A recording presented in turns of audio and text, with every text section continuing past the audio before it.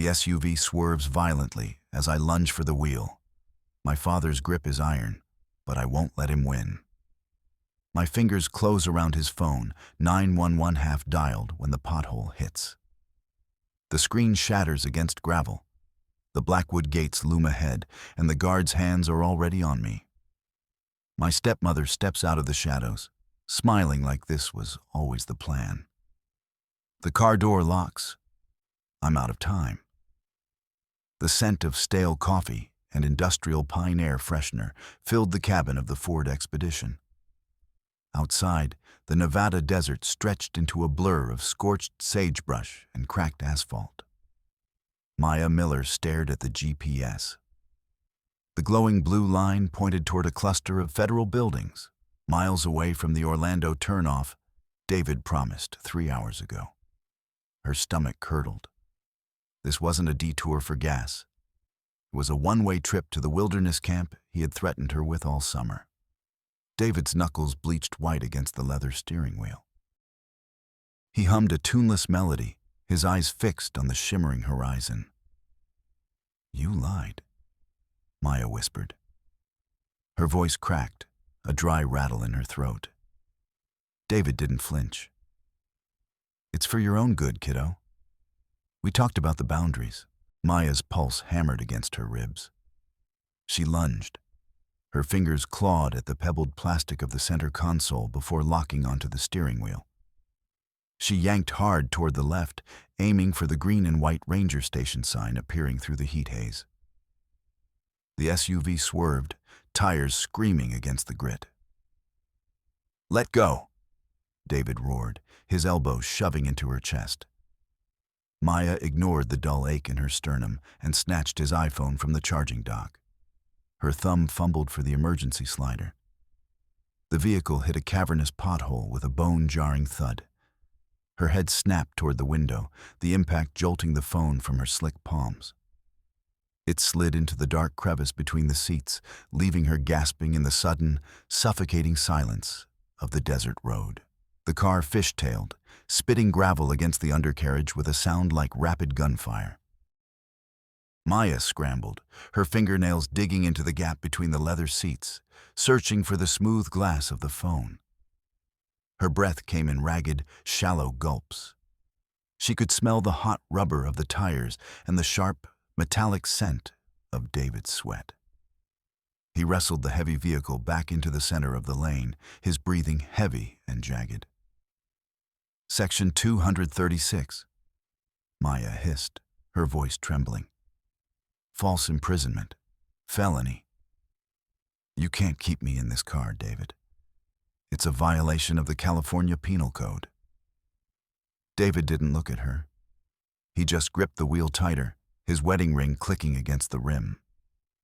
The desert sun beat down through the windshield, baking the interior until the air felt thick and hard to swallow. Maya looked out the window, watching the ranger station disappear into a speck of dust in the rearview mirror. The blue line on the dashboard screen remained steady, a digital tether pulling her toward a fate she hadn't chosen. The road turned from asphalt to a jagged, unpaved track that vibrated through the floorboards, rattling Maya's teeth. The sagebrush grew taller here, clawing at the sides of the SUV like skeletal fingers. Up ahead, a high chain-link fence topped with coils of razor wire emerged from the shimmering heat. A sign, scorched by the sun, read, "Blackwood Institute, Private Facility." Maya's heart did a frantic dance against her sternum.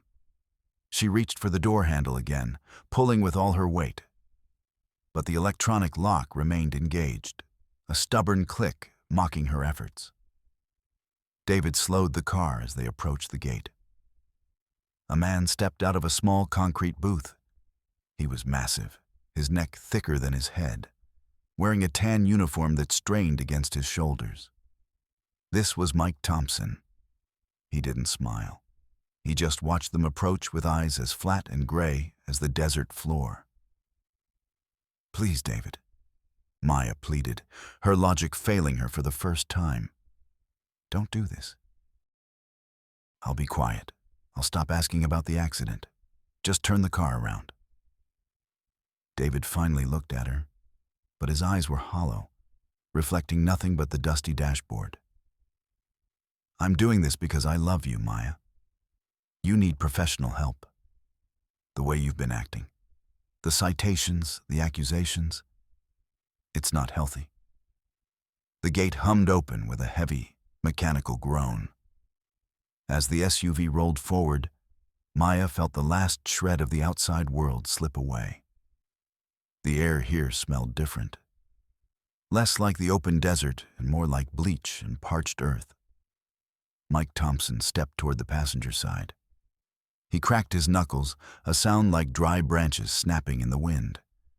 He leaned down, peering through the glass at Maya.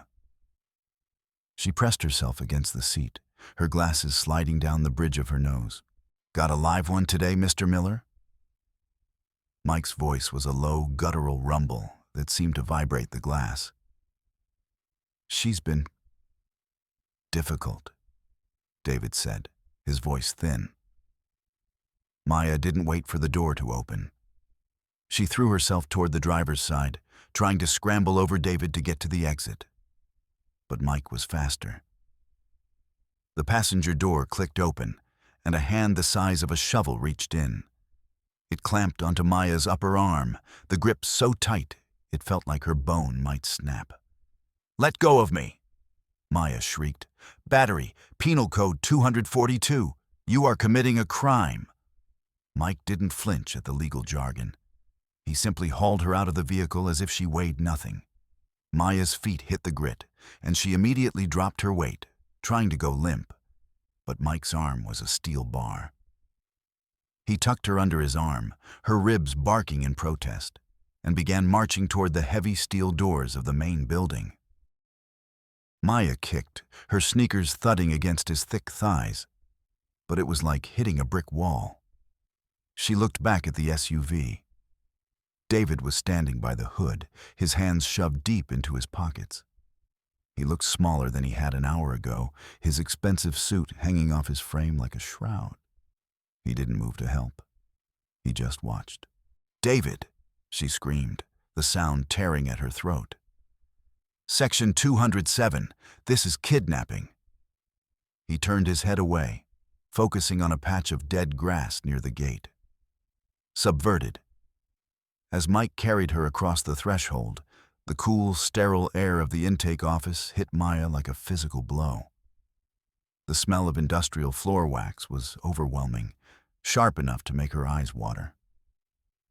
Mike set her down on a plastic chair, his shadow looming over her. "Stay put, kid," he grunted, though his hand remained hovering near her shoulder. Maya straightened her glasses, her mind racing. She needed an ally. She needed someone who wasn't David. Then the inner office door opened, and a woman stepped out. Maya's heart leaped. It was Chloe. Her stepmother looked radiant, her blonde hair perfectly coiffed despite the desert heat. Wearing a soft, cream-colored sweater that made her look like the picture of maternal concern. "Chloe!" Maya gasped, standing up. "Thank God. You have to tell them. David lost it. He dragged me out here. He's trying to lock me up. You weren't even supposed to be here. You were in Charlotte with the baby. Please, tell this man there's been a mistake." Maya felt a surge of genuine hope. Chloe had always been the one to moderate David's temper. Sure, they had their frictions, but Chloe valued the family's reputation above all else. She wouldn't want a scandal like this. She wouldn't let David ruin Maya's life over a few behavioral issues. Chloe stepped forward, her heels clicking rhythmically on the linoleum. Tap, tap, tap, tap. She reached out and took Maya's hands. Her palms were warm, her touch gentle. "Oh, Maya," Chloe whispered, her eyes shining with what looked like tears. "I'm so sorry it had to come to this. We tried so hard at home, didn't we? But the safety of the baby. We just couldn't take the risk anymore." Maya froze. The warmth of Chloe's hands suddenly felt like a brand. What? What are you talking about?"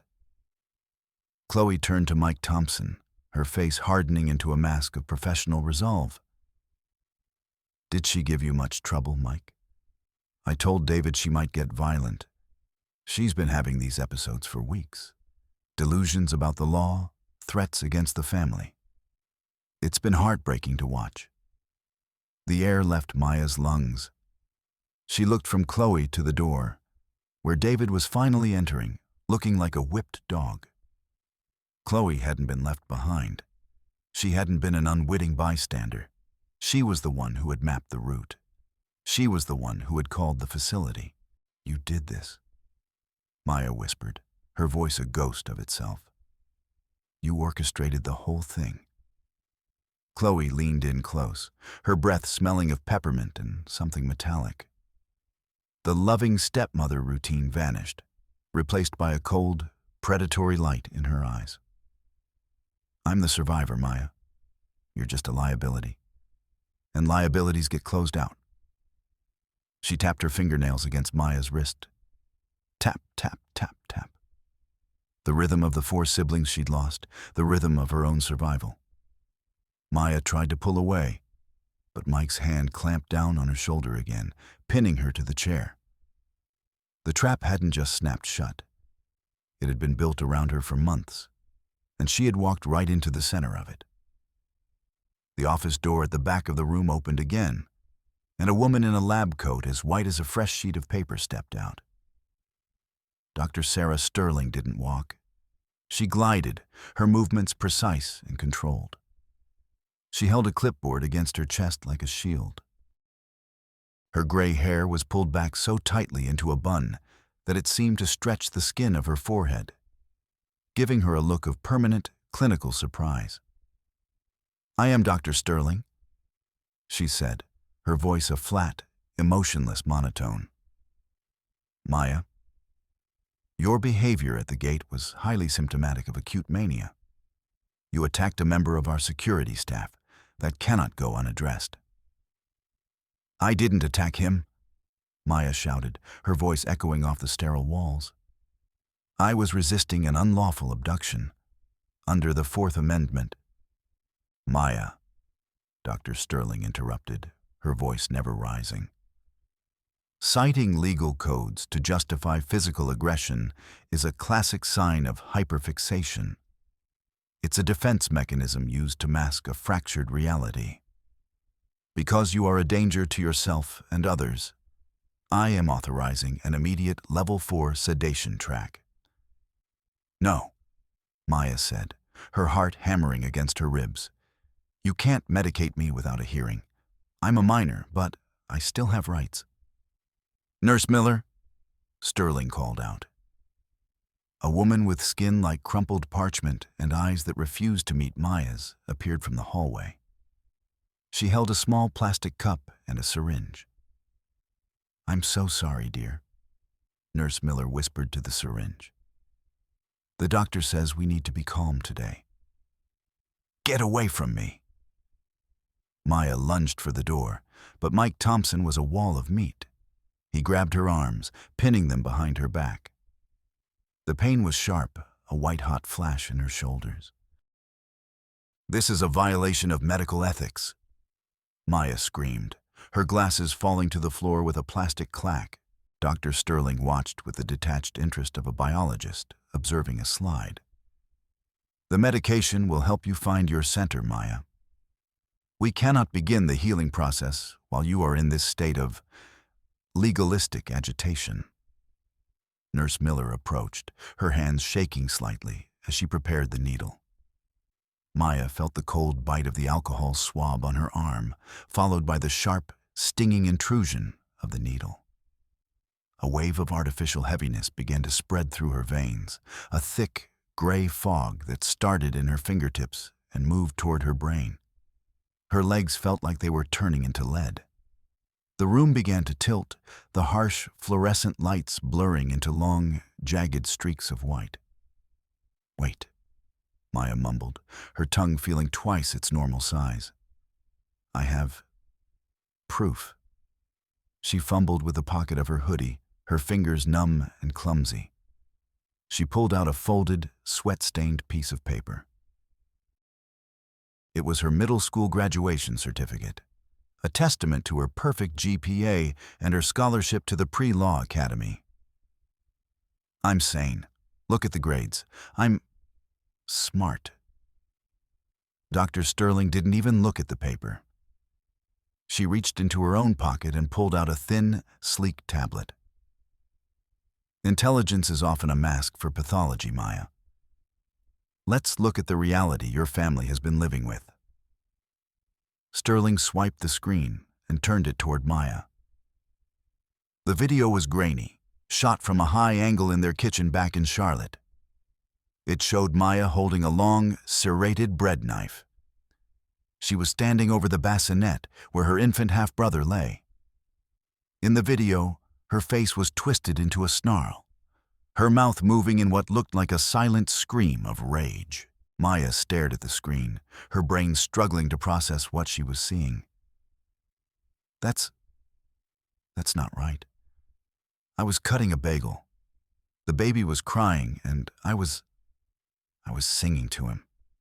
You edited the sound. You cut the frames. The camera doesn't lie, Maya. Chloe's voice drifted through the fog, sounding like it was coming from the bottom of a well. You were going to hurt him. We had to protect him. Maya looked at the clock on the wall behind Dr. Sterling. She blinked, trying to clear her vision. The second hand wasn't moving forward. It was ticking backward. Tick, tick, tick, each second retreating into the past. The clock. Maya slurred, pointing a heavy finger. It's wrong.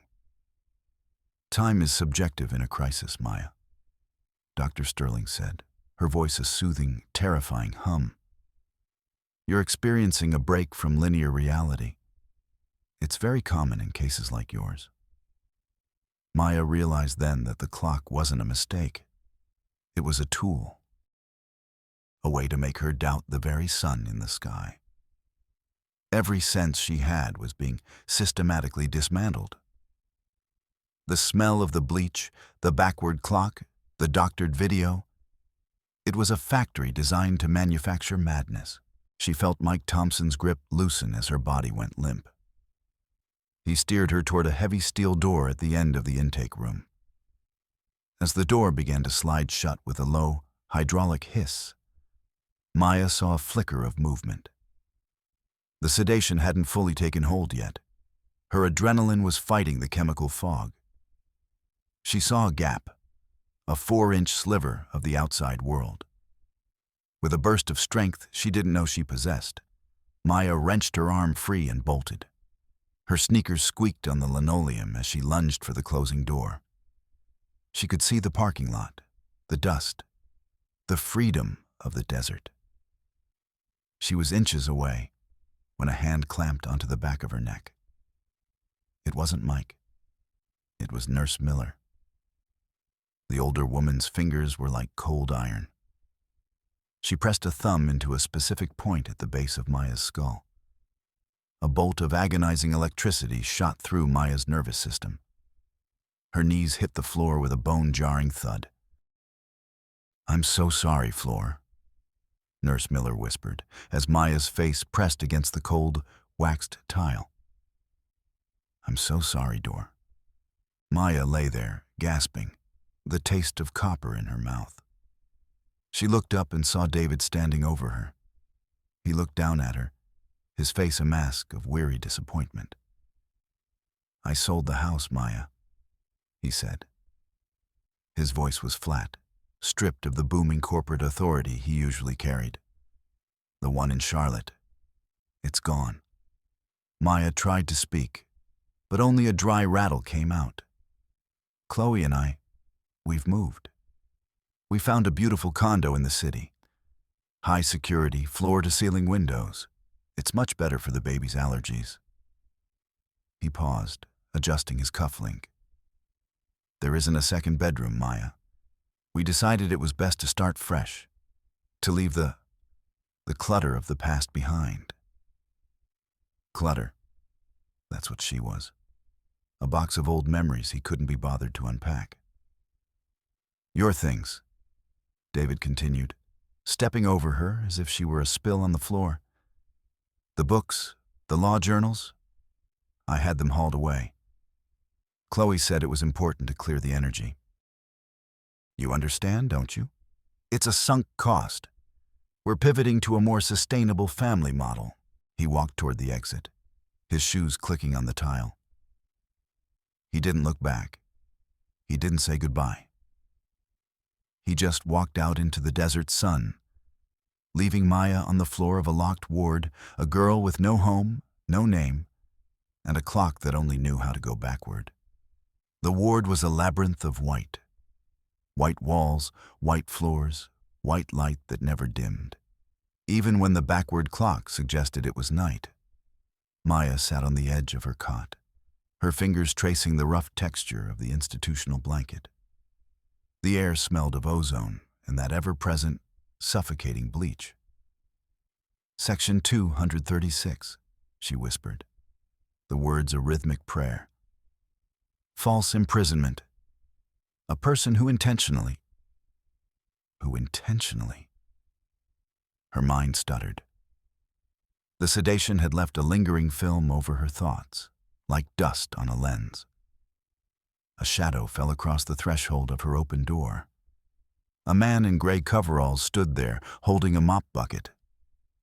His shoulders were hunched, his eyes fixed on the ceiling tiles. 1, 2, 3, 4, he muttered. 5, 6, 7. "Robert?" Maya asked, her voice a fragile sliver. The janitor stopped. He didn't look at her, but his grip on the mop handle tightened.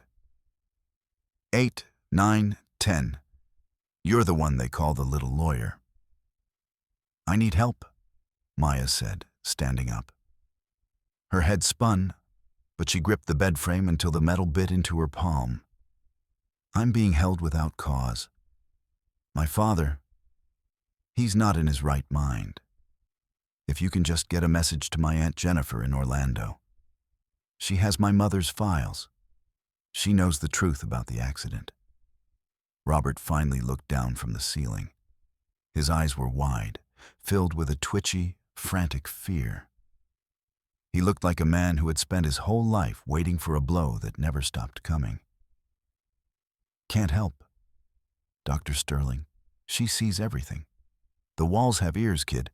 The vents, they breathe. Please." Maya reached into her shoe, pulling out a small, colorful object she'd hidden there since the morning of the vacation. It was a Disney pin, a small, enameled Mickey Mouse wearing a graduation cap. "This is worth something. It's limited edition. Take it. Just call her. Tell her I'm at Blackwood." Robert stared at the pin. The bright colors seemed anachronistic in the sterile gloom of the ward. His hand trembled as he reached out, snatching the pin and shoving it deep into his pocket. I have a sister in Charlotte. Maybe I can send a letter. But you didn't see me. I'm just the floor man. Thank you." Maya breathed. For the first time in days, a spark of heat returned to her chest. If Jennifer got the message, she'd bring the police. She'd bring the real lawyers. Maya spent the next hour pacing her small cell, counting her own steps. 1, 2, 3, 4. She felt a strange kinship with Robert. In this place, counting was the only way to prove you still existed. She wandered toward the common area, her eyes searching for the high, reinforced window that looked out over the staff parking lot. It was a narrow slit of glass, barely 6 inches wide, but it was the only portal to the world that still moved forward. She pulled a plastic chair to the wall and stood on her tiptoes, pressing her face against the cool glass. Outside, the sun was beginning to dip below the Appalachian foothills, casting long, jagged shadows across the gravel. She saw Robert. He was walking toward his rusted-out truck, his head down, his hand jammed into the pocket where the pin was hidden. Maya's heart soared. He was leaving. He was going to do it. Then, a silver Mercedes slid into the frame, blocking Robert's path. The door opened, and Chloe stepped out. Even from this height, Maya could see the predatory grace in her movements. Chloe didn't say a word. She just stood there, her arms crossed, her eyes fixed on Robert. Robert froze. He started counting. Maya could see his lips moving rapidly. Chloe stepped closer, her hand reaching out to pluck something from Robert's pocket.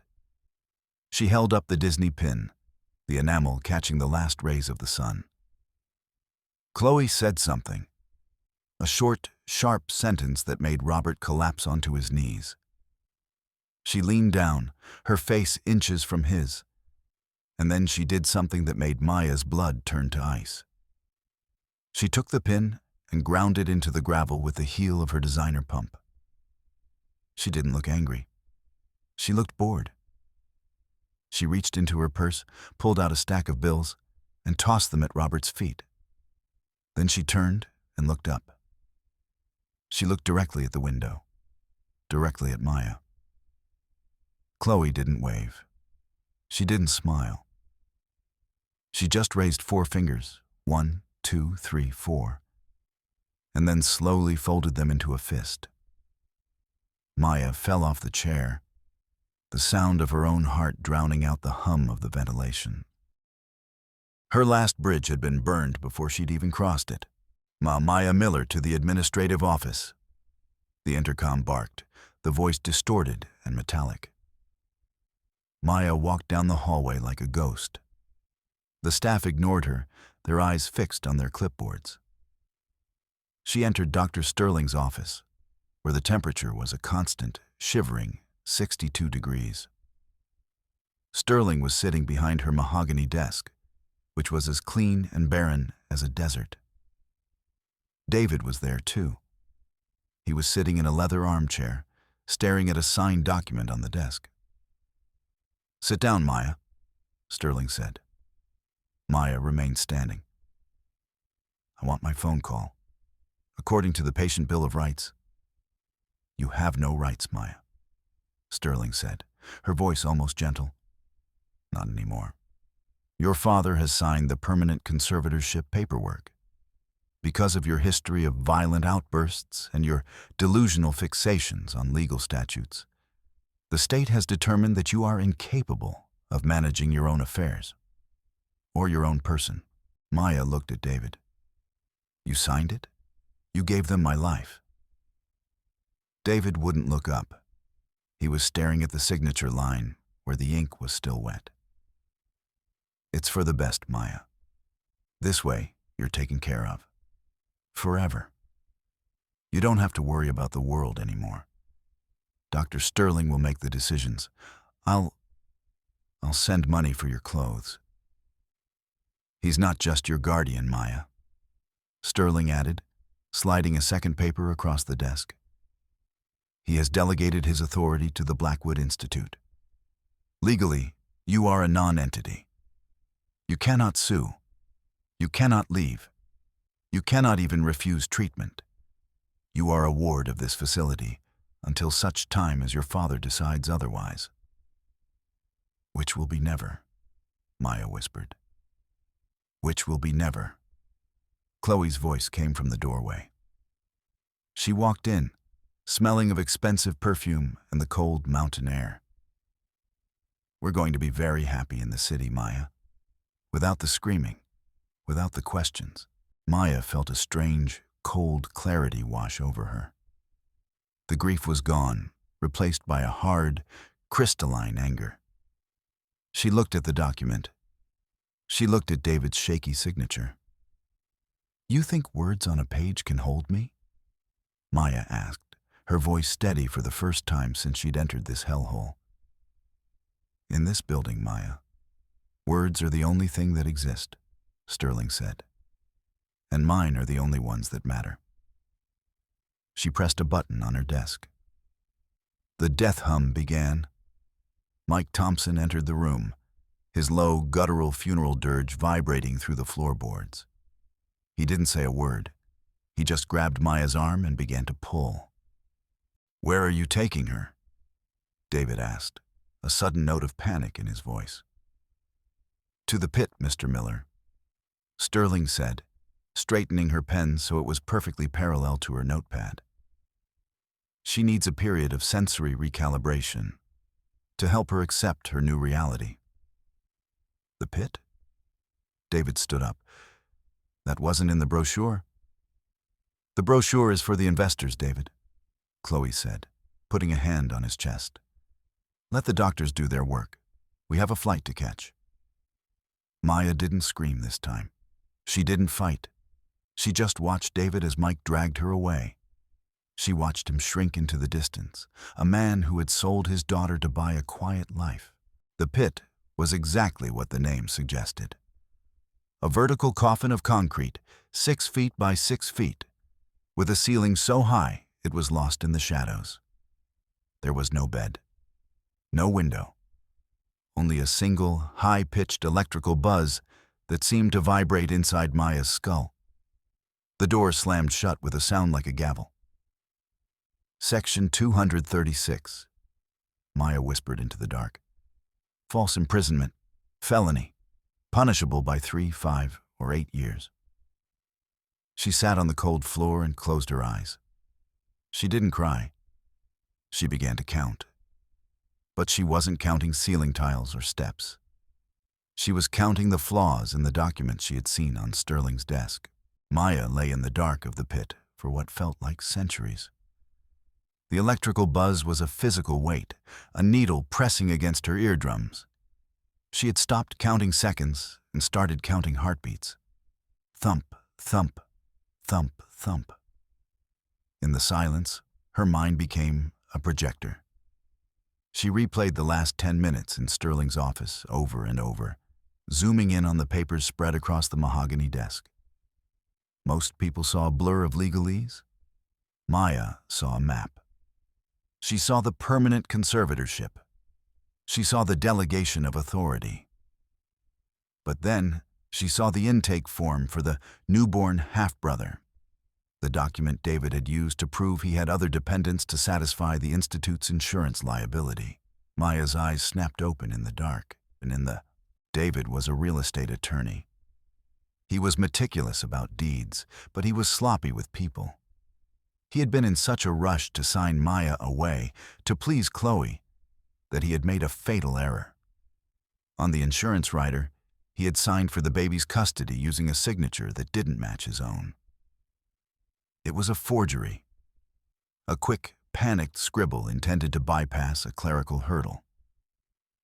And more importantly, the date on the Level 4 sedation authorization preceded the actual medical evaluation by 3 hours. The door to the pit groaned open. A sliver of blinding white light cut through the dark. Mike Thompson stood there, his silhouette blocking the sun. "Time's up, kid," he grunted. "Doctor wants to see if you're ready to be a good girl." Maya stood up. Her legs were shaky, and her head felt like it was filled with broken glass. But she straightened her glasses with a single, precise finger. "Take me to her." Dr. Sterling's office was even colder than before. She was sitting behind her desk, drinking tea from a bone china cup. Chloe was there too, checking her watch, a sleek gold piece that cost more than a car.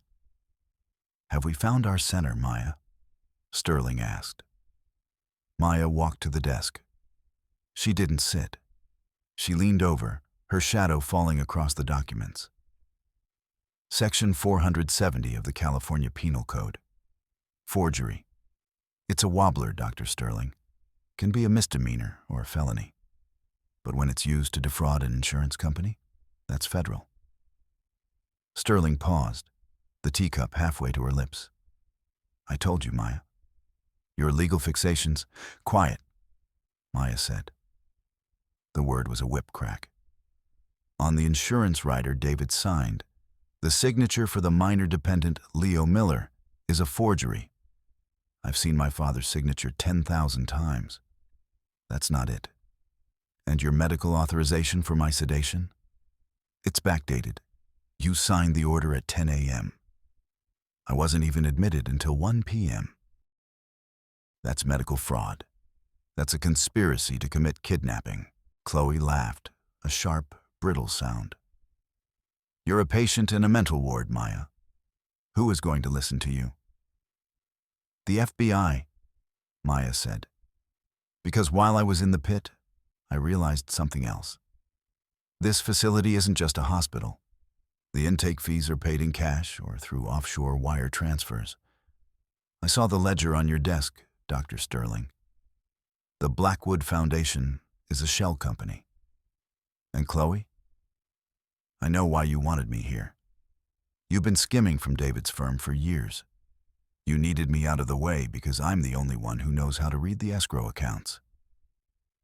The color drained from Chloe's face. The rhythmic tapping of her nails stopped. You're bluffing, Chloe whispered. I have a photographic memory, Maya said. I can recite every line of the ledger I saw. I can recite the routing numbers.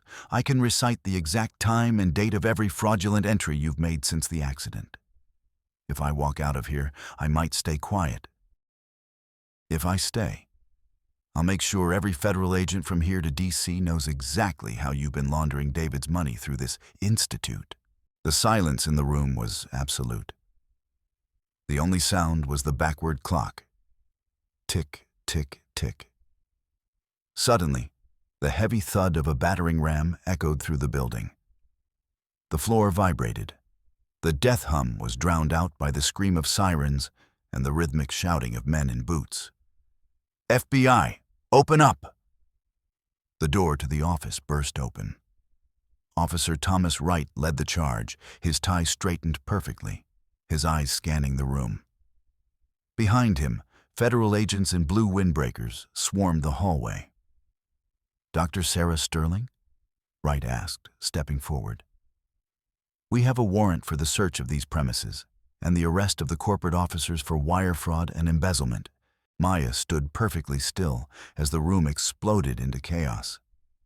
She watched as an agent clamped handcuffs onto Dr. Sterling's wrists. The doctor didn't fight. She just stared at her desk, her eyes twitching as a stray drop of tea stained the mahogany. Chloe tried to bolt for the side door, but Mike Thompson, ever the soldier, stepped in her way. He didn't look at her. He looked at the floor, humming his low, dark tune. An agent spun Chloe around, forcing her arms behind her back. This is a mistake, Chloe shrieked, her poise shattering into 1,000 jagged pieces. My husband is a lawyer. You can't do this. Actually, Officer Wright said, your husband is currently being detained in Charlotte. He's been very cooperative. Seems he had a change of heart when we showed him the offshore accounts you opened in his name. Maya walked past the agents, past the shouting, past the sterile white walls that had tried to swallow her whole. She walked into the lobby, where the air finally smelled like the outside world. Dust, rain, and the wild, unwashed scent of the mountains. David was there. He was standing by the front gate, flanked by 2 officers. He looked broken, his expensive suit wrinkled and stained with sweat. When he saw Maya, he took a step forward, his hands reaching out. Maya, honey, I didn't know. I swear I didn't know what she was doing. I was so tired. Maya stopped 10 feet away from him. The sun was hot on her face, the glare blinding. She looked at the man who had been her father, and she felt nothing. No rage, no grief. Just the cold, hard weight of a closed case. Section 664, Maya said, her voice clear and resonant. Attempted crimes. You didn't succeed in erasing me, David. But you did succeed in losing me. Maya, please, we can go home. We can fix this. I don't have a home, Maya said. You sold it, remember? You pivoted. She turned her back on him. She didn't look back when he started to sob. She didn't look back when the police cars began to pull away, their lights painting the desert in flashes of red and blue. She walked to the edge of the road and raised her hand. A lone yellow cab, likely called by the feds for the victims, pulled to a stop. "Where to, kid?" the driver asked. Maya reached into her pocket. She felt the heavy, crinkled paper of the original Disney tickets, the ones she'd kept hidden in her shoe alongside the graduation certificate. "Orlando," she said. The airport was a sea of moving people, a chaotic, beautiful mess of humanity. Maya stood in the center of the terminal, her small backpack slung over one shoulder. She looked up at the flight board. The numbers were moving forward. The clocks were all in sync. She walked toward the boarding gate. She was 13 years old, alone in the world, and legally a non-person in the state of Nevada. But as she handed her ticket to the gate agent, she straightened her glasses with one precise finger. "Section 1, Maya whispered to herself. "The right to life, liberty, and the pursuit of happiness." She stepped onto the plane and didn't look back. The world was loud, messy, and unfair. But for the first time in her life, she was the one holding the pen.